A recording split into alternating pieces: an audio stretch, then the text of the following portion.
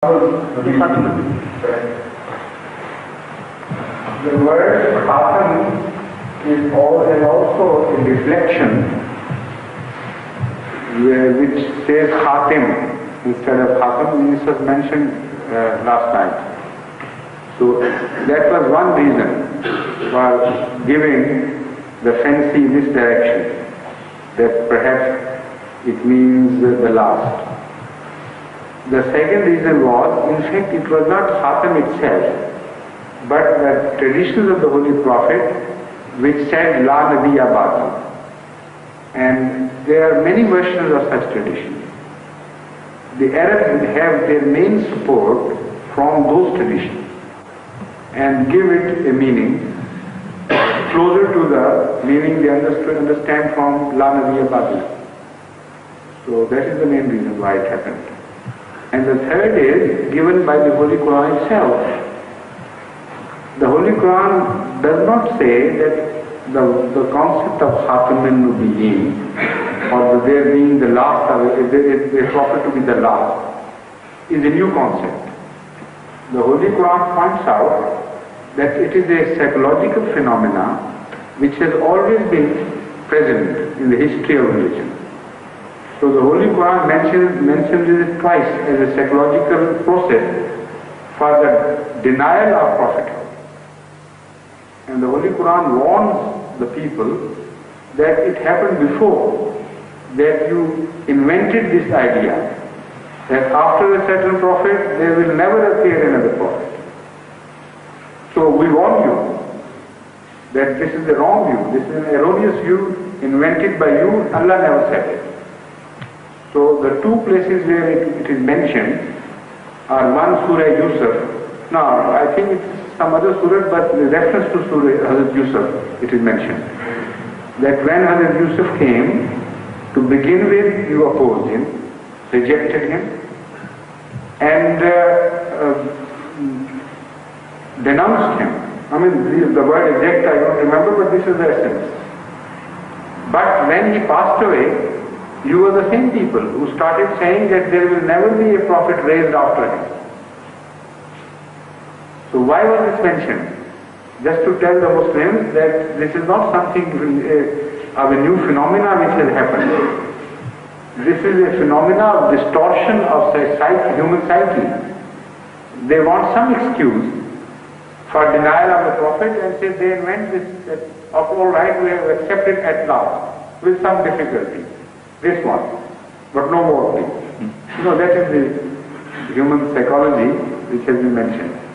And in the second instance, it is mentioned in Surah Jinn, and that too in a very interesting manner.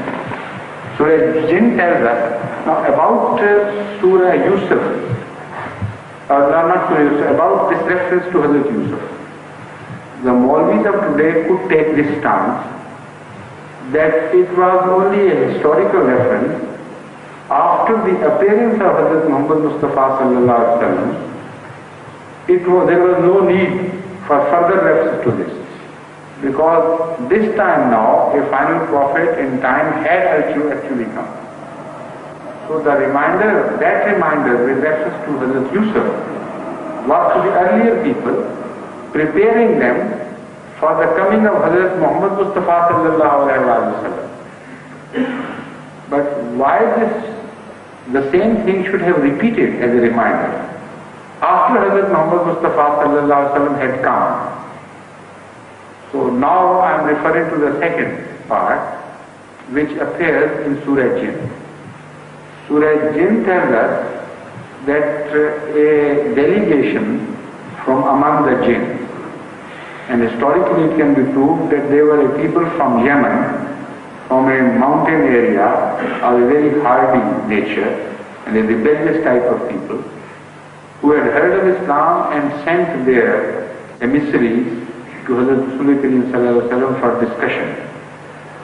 So Hazrat Rasulullah took the best part of a day, or a bit more. In fact they stayed the night over in the vicinity of Mecca. Medina. Was it Medina or Mecca? Makkah, in the vicinity of Mecca. and they had quite lengthy discussions.